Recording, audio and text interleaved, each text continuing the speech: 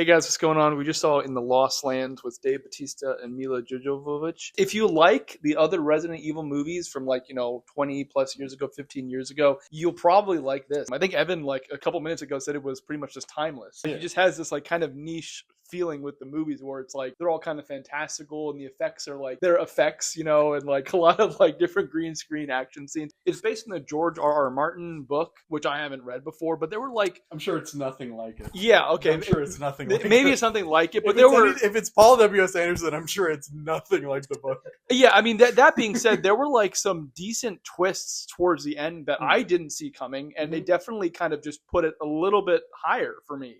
Because I thought, I was oh, that's kind of interesting. Mila Jovovich is this witch, and she can kind of I guess grant wishes in a way, or she never turns anyone down. So if someone comes up to her with something that they want, and then they give her some kind of payment, she can do it. And these three characters in the movie kind of have these things that are counteracting other characters' wishes, and she says yes to all of them, and you're oh, how can she do that? And then in the end, it kind of worked itself out. The worst thing about it, there were a lot of downtime kind of moments, and I wanted a little more action. There was one really big action scene kind of in the middle, and then some towards the end. In the beginning too, there was one big one. Could have been a little more, but again, just rating it based on what it is, what I expected. 8.5 maybe. I enjoyed it a lot. Again, it basically what I expected, Resident Evil style, movie. I feel the pacing at the beginning was it was almost jarring how quick everything was going by. It's like Dave Batista, I feel we heard about him and then immediately just jumped into meeting him, and Mila Jovovich met him in the bar immediately as soon as they're kind of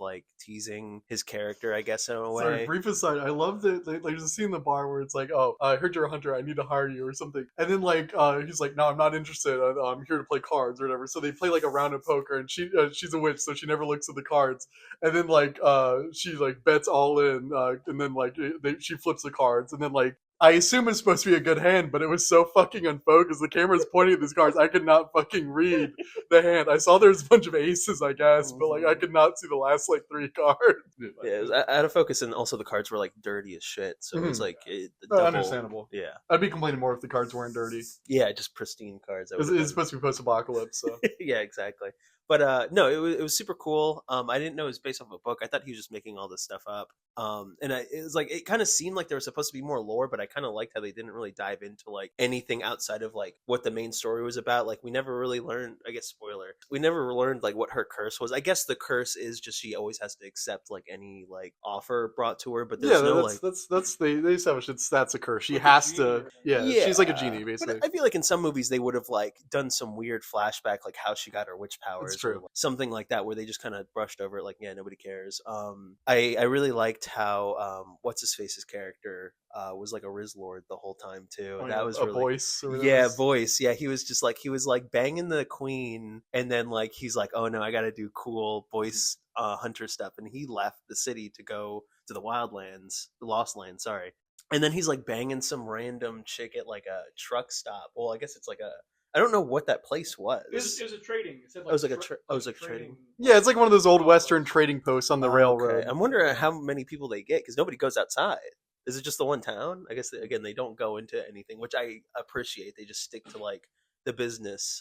I feel these movies, what's his name, Paul Anderson, it's just again timeless. I feel I'm sure if I went back to the first Resident Evil movie, obviously the CGI wouldn't compare, but I feel just the style itself is it's just so great. It's such a fun time.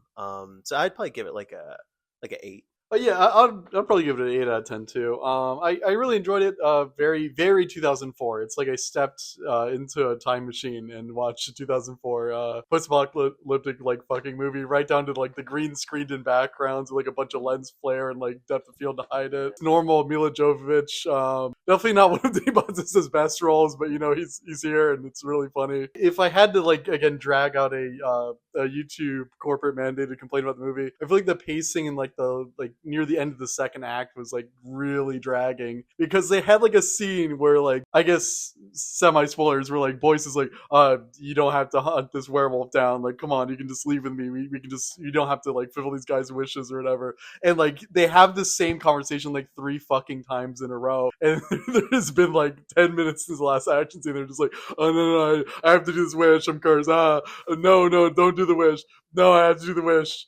They really felt like there's like 10 or like 15 minutes of the movie that could have just been completely cut, and it wouldn't have changed anything. I will give them like 100 points for having a fight scene in the beginning of the movie where like half of the fight scene is just this two-headed snake jumping from person to person and just somehow like taking them down. It's really good. The two-headed snake, taken from us too soon. Major spoilers. The snake fucking dies. I wish they didn't kill him. I wanted the snake the whole movie. R.I.P. the snake. Do you like fucking these really like shitty like high concept fantasy / sci-fi movies that like are just like very early 2004 like action movies with fucking cheesy acting, cheesy fucking characters, and cheesy name drops like we have to go to the Skull River and like the fucking like phases of the moon like calendar in each part of the movie. I loved that though, and then also like the beginning. I guess I don't know if you would say each chapter where they're like going through the map of like which like locations they're going. Some of those locations didn't like they spent a whole day at that trading stop. I don't think they needed a whole day for that trading stop.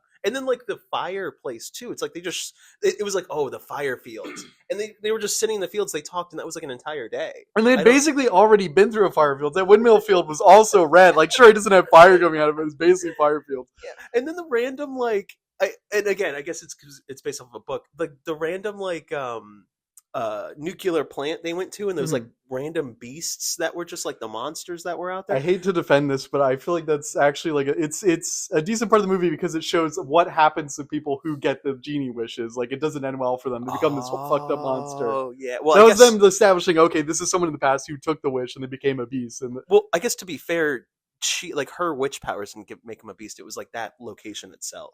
Yeah, I'm sure. Like my point is like she granted his wish, and this is the outcome of him granting him the wish. It's like a genie thing. It's like exactly, give you your wish, like literally. It was showing a past wish recipient and like what happened to them. Okay, yeah, but it's just it seemed like the monster thing was like very like I guess they mentioned monsters, but it seemed very like crazy. Kind of reminded me of the monsters from I don't know if you guys played God of War, like the weird fire dudes, like the dudes. Yeah. They kind of gave me that vibe. Yeah. But, if you like that like era of 2004 cheesy ass Paul W.S. Anderson movie, just see it. It's great. Otherwise, you probably won't like it. But if you do like that certain genre of movie, rather, it's good.